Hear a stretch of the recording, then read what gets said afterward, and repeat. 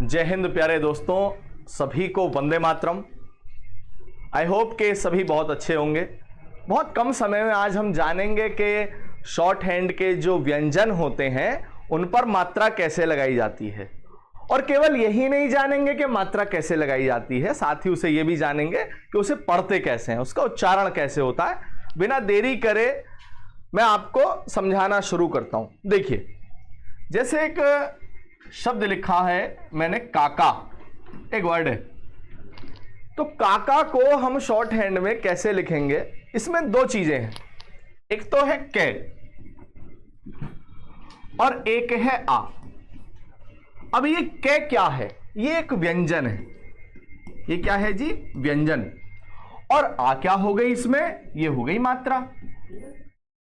तो हमने पिछली वीडियो में जाना था कि व्यंजनों को कैसे बनाते हैं। फिर भी मैं एक बार आपको बताता हूं कि यदि मैं लाइन पर इस तरह से ड्रॉ करता हूं तो इसे कहते हैं कै, और इसे ड्रॉ कर यदि बीच से कट करता हूं तो इसे कहते हैं खे। अब इन पे मात्रा कैसे लगेंगी तो जरा गौर से देखना। एक व्यंजन बनाया हमने, ये बनाया कै। इस कै के ऊपर वाला भाग इसे कहेंगे भाग एक। ये कौन सा भाग है? भाग एक। और नीचे वाला जो है इसे कहेंगे भाग दो। अब ये भाग एक और भाग दो क्या है? ये मात्रा लगाने के भाग हैं। देखिए, ये तो हो गया ऊपर वाला भाग। अब इस भाग एक में जहां से ये बनना शुरू हुआ, ये है पहला स्थान, बीच में दूसरा और लास्ट में है ये तीसरा।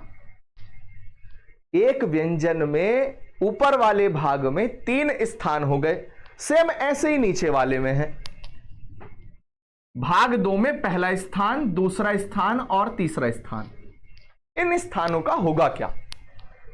इन स्थानों पर हम मात्रा लगाएंगे। किस प्रकार से लगाएंगे जरा देखना। अब ये हमने कै लिखा, ये क्या हो गया? कै। अब इस कै में यदि मैंने यहां पर इस तरह से एक डैश लगा दिया तो इसे कहते हैं आ। और यही डैश अगर मैंने बीच में लगा दिया तो इसे कहते हैं ओ, या औ कह सकते हैं इसको हम, सेंस के अनुसार, जैसा शब्द की डिमांड हो वैसा। और ये वाला डैश अगर मैंने यहां लास्ट में लगा दिया, छोटा सा लगाना है, ज्यादा बड़ा नहीं लगाना है यहां पर, तो इसे कहेंगे हम ऊ या बड़ा ऊ। फिर एक बार बहुत ध्यान से देखना, इस व्यंजन को मैं थोड़ा बड़े आकार का बनाता हूं। ये हो गया कै, पहले स्थान पर लगाई आ, अगर दूसरे पे पहुंच गई तो हो गया ओ या औ, और यदि तीसरे स्थान पर लगा दी तो हो गया छोटा ऊ या बड़ा ऊ। अब यदि देखने की बात यह है, जरा गौर करना बहुत ध्यान से, यदि ये मात्राएं पहले वाले भाग पर हैं तो पहले मात्रा पढ़ूंगा, उसके बाद में व्यंजन पढ़ूंगा। यदि मात्रा पहले भाग में है तो पहले मात्रा पढ़ूंगा, बाद में व्यंजन। कहने का मतलब कि ये क्या लिखा है? आप कहोगे जी कै, और ये मात्रा किस भाग में लगाई है हमने? पहले भाग में पहले स्थान पर। पहले भाग में पहले स्थान पर। तो पहले भाग में पहले स्थान पर किसकी होती है? आ की। तो ये लिखा है आ। तो पहले पढ़ा जाएगा आ और फिर पढ़ा जाएगा कै। तो ये लिखा है आक। यदि मैं इसको बीच में लगाऊं तो इसको क्या पढ़ेंगे हम? यदि मैं इसको बीच में लगा दूं तो इसको क्या पढ़ेंगे हम? इसे पढ़ेंगे ओ, ये वाला ओ। तो ये क्या लिखा गया? ओक। ये क्या लिखा गया? ओक। अब यदि इसको मैं लास्ट में तीसरे स्थान पर लगा दूं यहां, तो इसे पढ़ेंगे हम ऊक या बड़ा ऊक, इस प्रकार।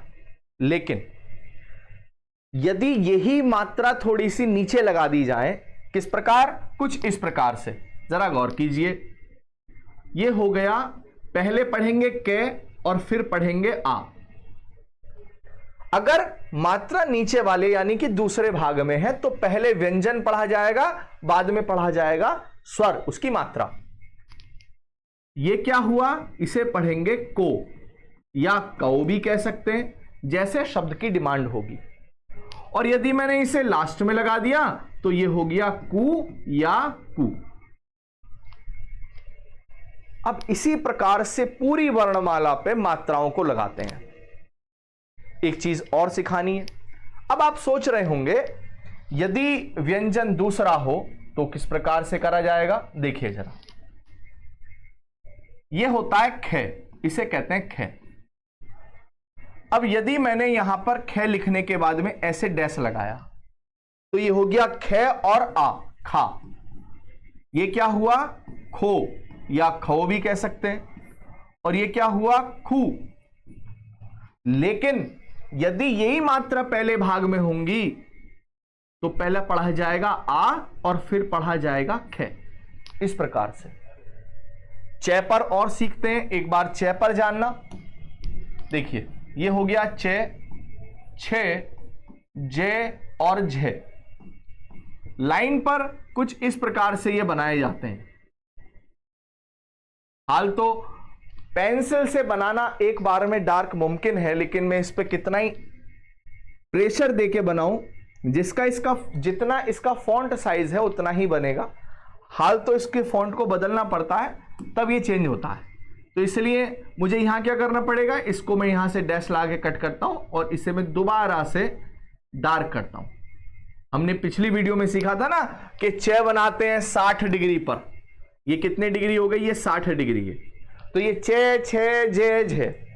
अब इन पे यदि मुझे मात्रा लगानी है तो कैसे लगाऊंगा मैं, वही लॉजिक लगेगा जो क वर्ग पर लगा था।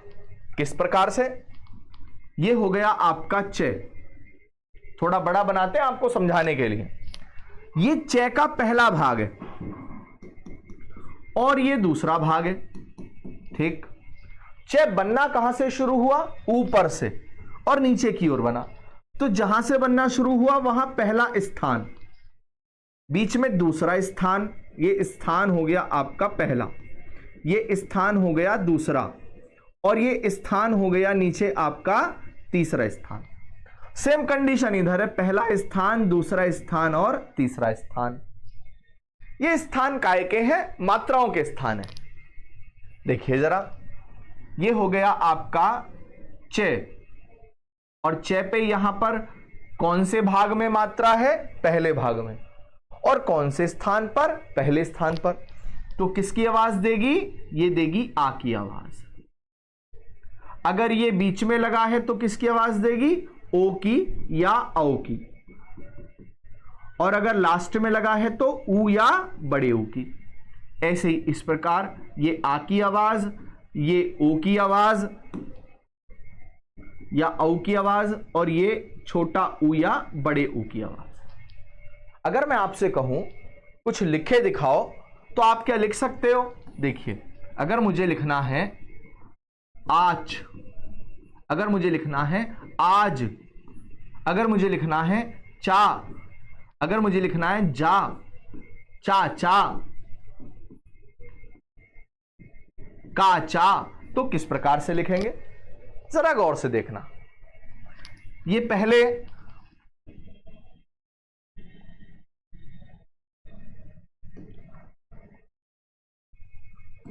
जरा गौर से देखेंगे, ये पहले हमारे सामने कुछ शब्द लिख लेते हैं, वो हमारे से बाय मिस्टेक क्लीन हो गया है। ये हो गया आपका आज, आज, चा, और फिर आपका चाचा, काचा।